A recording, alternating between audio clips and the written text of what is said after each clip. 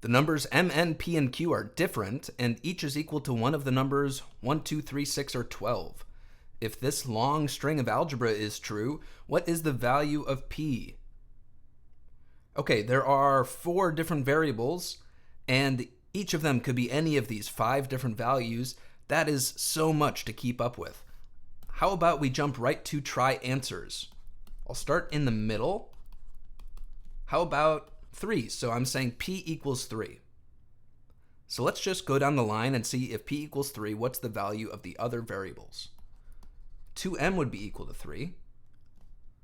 Dividing both sides by 2, m equals 1.5. And already we have a problem. We have 5 different acceptable values for these variables, and 1.5 is not one of them. So already we know 3 is not the answer. And let's think about why 3 didn't work.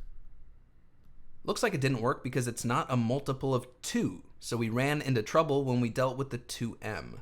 I see a 6q next up down this line, so this time I'm going to try a multiple of 6.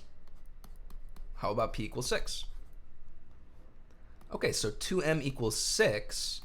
Dividing both sides by 2 gives us m equals 3. That is one of these 5 values, so that checks out. 6q would be equal to 6. That makes q equal to 1. Again, that works. 1/2 of n equals 6. Multiplying both sides by 2, we get n equals 12. And that is the last of these 5 values, so that checks out. And 6 itself is one of those 5 acceptable values. So when p equals 6, everything checks out. And I've got a feeling 6 is going to be the answer. There can only be one right answer, so there must be something wrong with everything else. Some of you might wonder, why does 12 not work? 12 is a multiple of 2, it's a multiple of 6, so what gives? And here's what gives.